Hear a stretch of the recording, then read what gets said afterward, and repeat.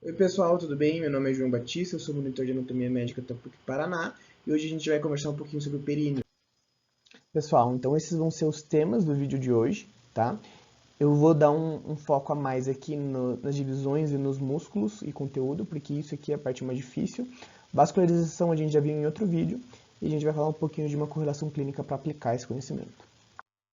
Para começar, eu queria só relembrar que o períneo é a região que está abaixo da cavidade pélvica. Então aqui a gente tem a cavidade abdominal, aqui é a cavidade pélvica e o períneo é o azulzinho aqui embaixo, tá? O chão da cavidade pélvica é o diafragma da pelve e esse vai ser o teto do períneo. A definição de períneo é a área da superfície do tronco entre as coxas e as nádegas e vai se estender do cóccix até o pubis, tá? Então ele vai ser um losango, na verdade. Ele é embaixo do diafragma da pelve e vai incluir o ânus e os órgãos genitais externos, tanto masculino quanto feminino, né? O pudendo feminino e o pênis escroto nos homens.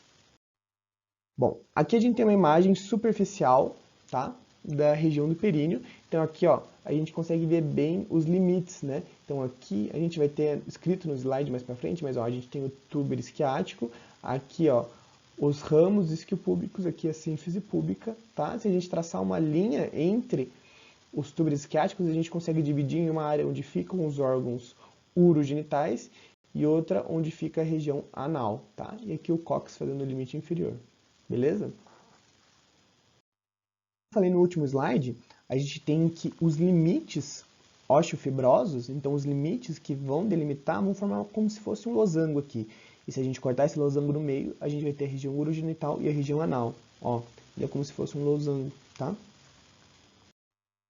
Então nessa imagem a gente está vendo o teto do períneo, que é o assoalho da cavidade pélvica, que é o levantador do ânus, tá? Então, se a gente for olhar das regiões agora no corte mais superficial do períneo, a gente vai ter uma região super importante que é o corpo do períneo, que é esse centro aqui, também chamado de centro tendinoso do períneo, porque é onde várias estruturas vão se encontrar aqui e se fixar. Tanto músculos quanto membranas, né, e fáscias vão se fixar aqui nessa região, tá? A gente vai ter lá na região anal, canal anal, que aqui a gente só consegue ver o ânus, que é a terminação do canal anal. A gente vai ter o corpo adiposo e isquio anal. E na região urogenital, a gente vai ter membrana do períneo, que é esse branquinho aqui atrás. A gente vai ter a uretra e a gente vai ter os órgãos genitais externos, tá? Vagina aqui, pênis no homem, os bulbos, o vestíbulo e toda essa região. Então aqui nessa imagem a gente consegue ver um pouquinho melhor. Isso aqui é reto, aqui é canal anal já. Isso aqui, ó, esfíncter interno, aqui esfíncter externo, isso aqui é levantador do ânus, tá? E isso aqui são o corpo adiposo isquioanal, que fica entre o isquio e o levantador do ânus aqui, preenchendo e dando sustentação. Pessoal, então eu vou para a parte das faces agora, que é a parte mais difícil da aula, e eu preciso que vocês saiam daqui sabendo de três estruturas. O panículo adiposo, a face do períneo e a membrana do períneo. Essas três estruturas vão ser importantes para a gente definir os espaços do períneo, tá?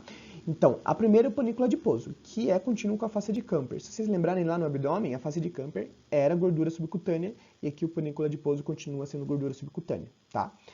Depois a gente vai ter o extrato membranáceo. Lembra que a gente tinha a face de Scarpa embaixo da face de Camper? Ela vai revestir toda a região anterior do abdômen. Aqui a gente vai ter essa face de Coles, que vai revestir toda essa região anterior do abdômen. E a gente vai ter o nome dela de fáscia do períneo, tá bom? Então, fáscia superficial do períneo. Isso aqui é bem superficial. Então, a gente tem pele, panícula adiposo, face do períneo. Aí, a gente vai ter a fáscia de revestimento. Revestimento do quê? Dos músculos. Tá? Então ela vai revestir os músculos do períneo e vai formar o que a gente chama de membrana do períneo, tá? Então ela vai ser contínua com a bainha do reto do abdômen. Por quê? Lembra que a bainha do reto vai revestir um músculo reto do abdômen. Então a fase de revestimento do períneo vai revestir músculos, que são os músculos do períneo.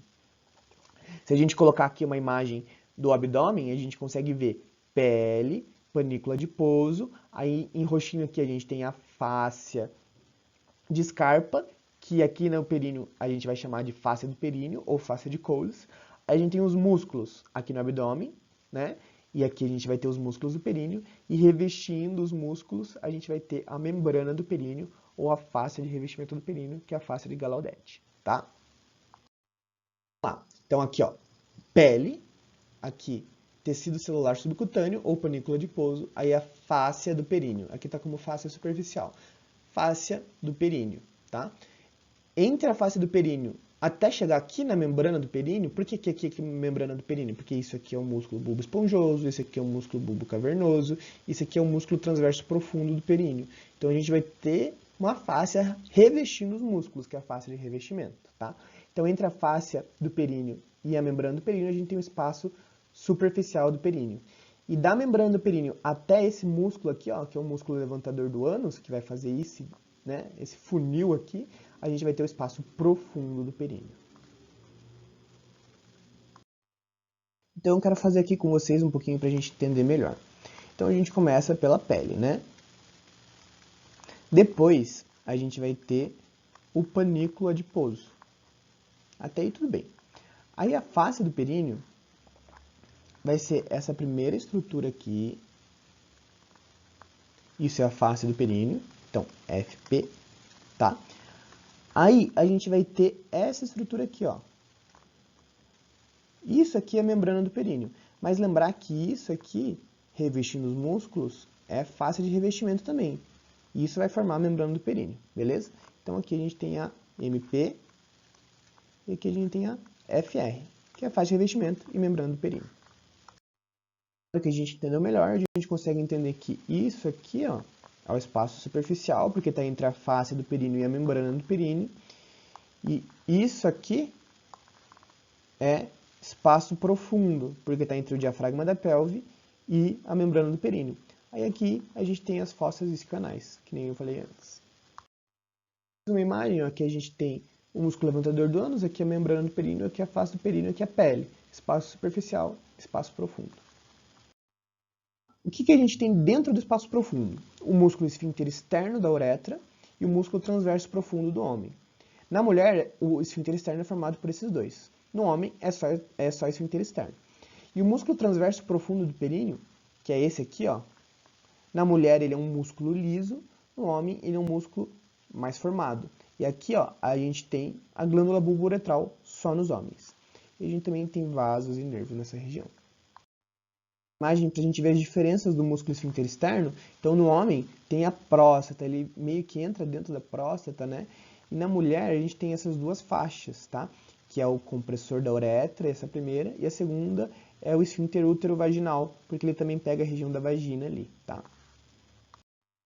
No espaço superficial a gente vai ter todas essas estruturas aqui. Se a gente for falar da raiz e do bulbo do pênis, tá?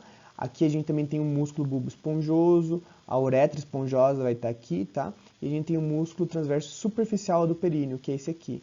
Então ele fica mais ou menos em cima do músculo transverso profundo do períneo, tá?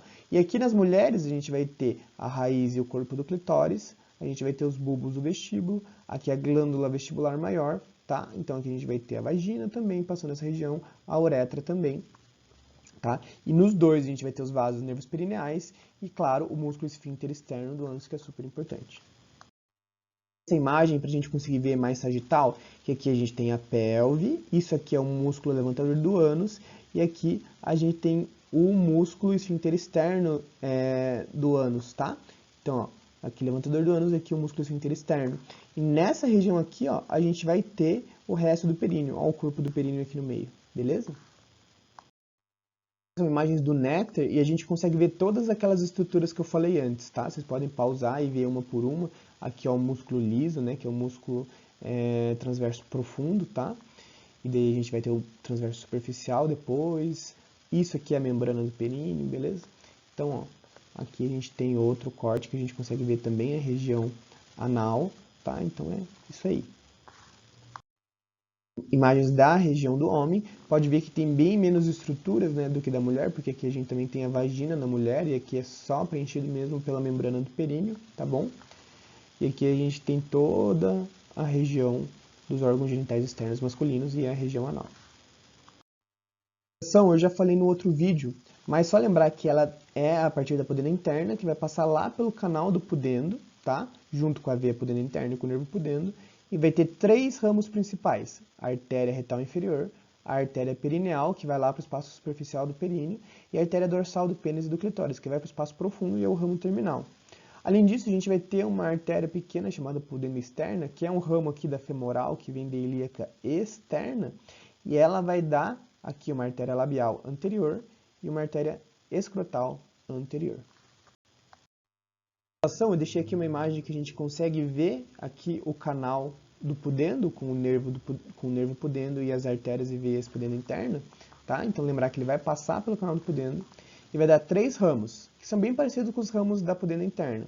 Nervo anal inferior, era retal inferior na pudenda interna, aqui no nervo é anal inferior, que vai para o músculo esfíncter externo do ânus.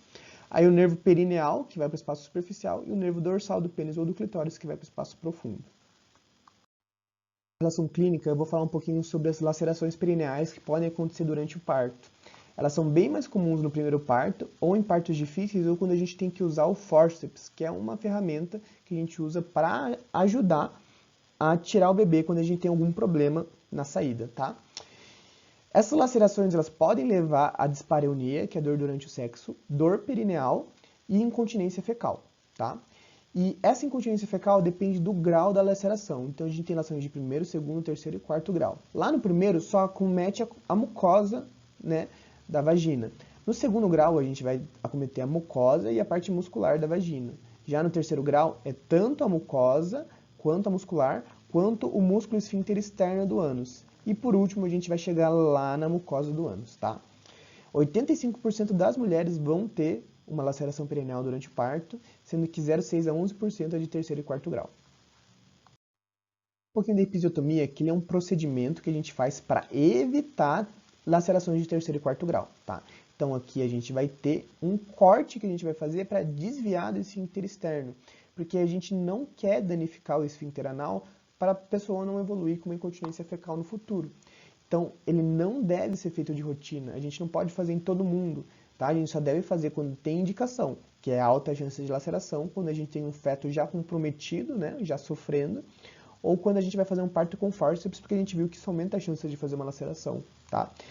Mas ele é o segundo procedimento mais mal indicado na obstetrícia, porque o pessoal faz para deixar mais rápido o parto, e não deve ser feito para isso, tá?